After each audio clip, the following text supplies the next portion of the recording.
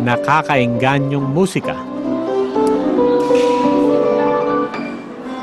Engranding lobby.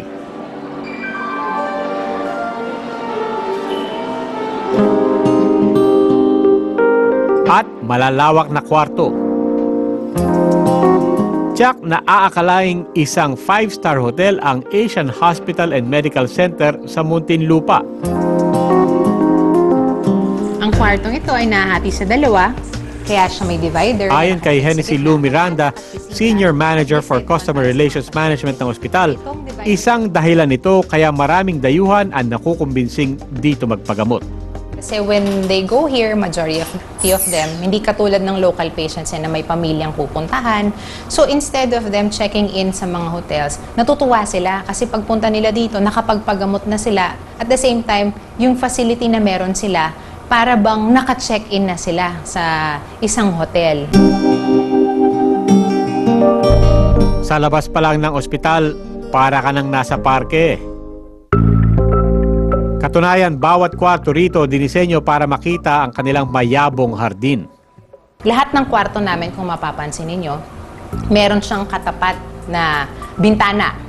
Para yung pasyente talagang makikita nila yung labas, hindi nila mararamdaman na nakakulong sila sa loob ng isang facility, kundi matutulungan sila sa buong healing process na pinagdadaanan nila. Ang kanilang mga kwarto, mala hotel din ang disenyo. May sariling sala at kusina. Banyo na may hot and cold shower na may libreng toiletries din ala hotel. Dagdagan pa ng vault at US standard na kama.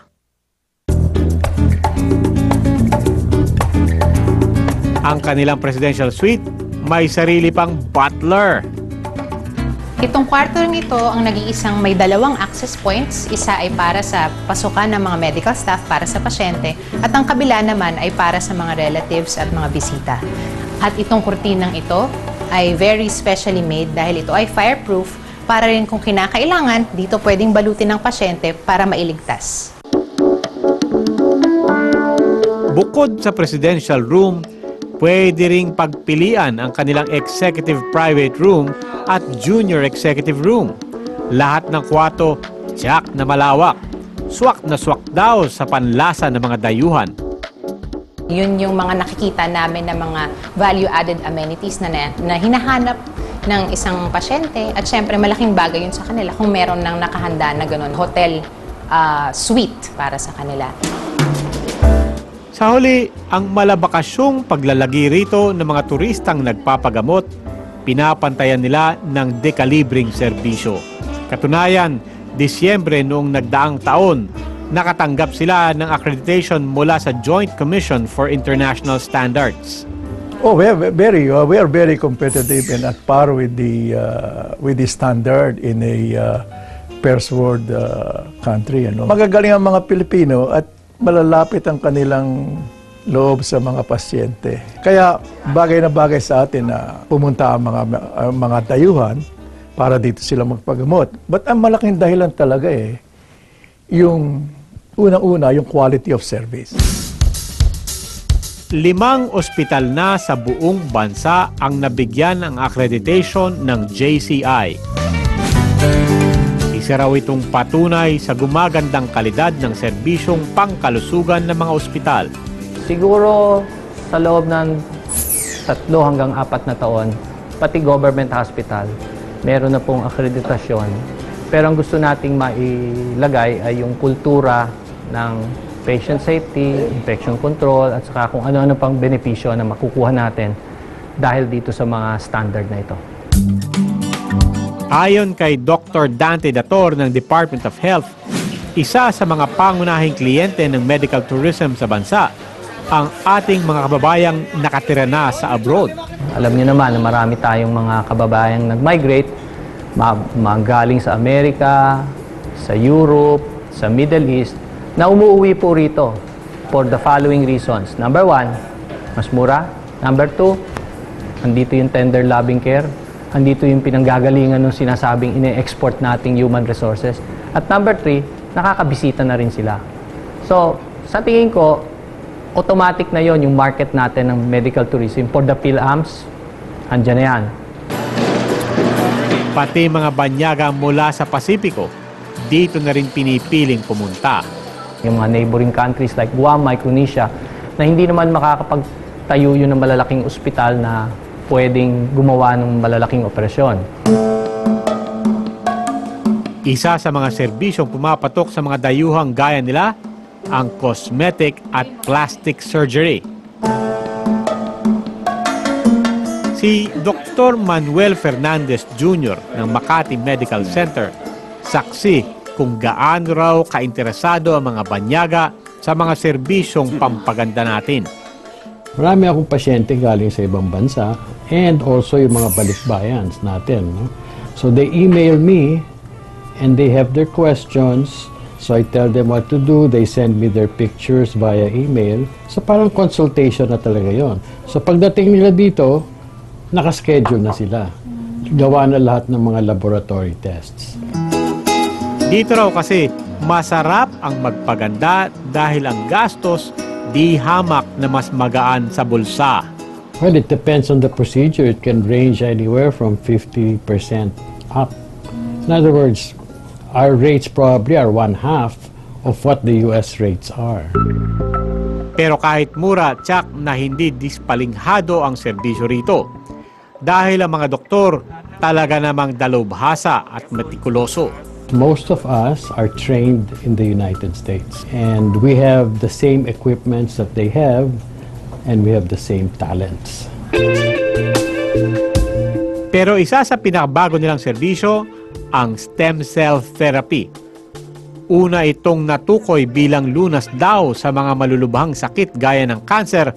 Kalaunay, nadiskubring susi rin pala ito upang mapanatiling bata ang itsura ng isang tao.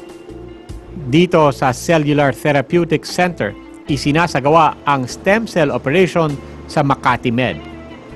Whatever the US or European laboratories can do, it's practically the same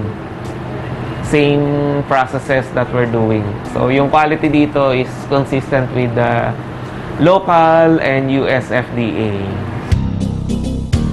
Kung tutusin, kaya naman daw nating makipagsabayan sa mga bansa gaya ng Thailand at Korea na sikat ngayon pagdating sa pagpapaganda.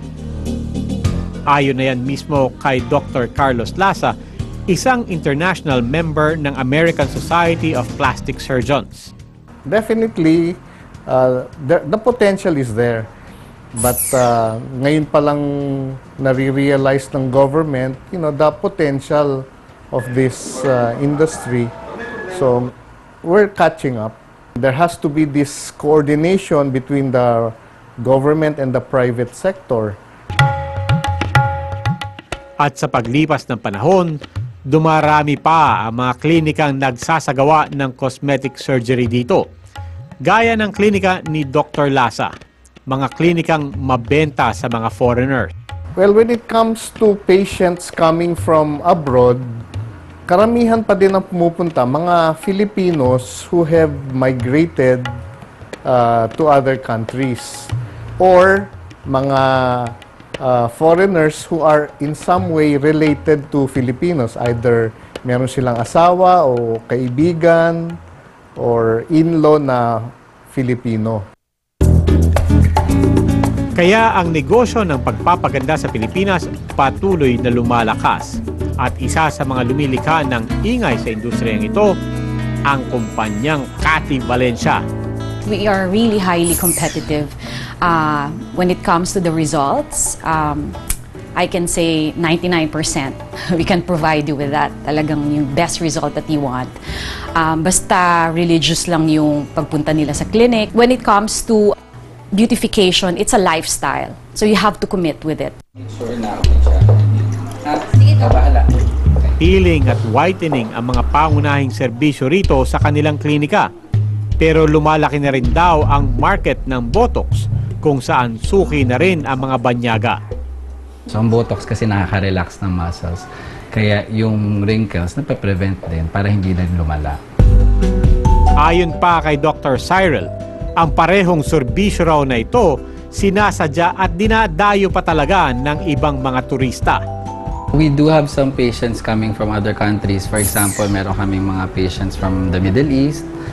They come here usually mga every 3 to 4 months. Ang ginagawa nila, nagpapapil. Sometimes they also do glutathione injections, and then they also like yung mga Botox injections. Sometimes they also do fillers. Gusto nila yung medyo full yung lips, magkaroon ng konting volume yung mukha.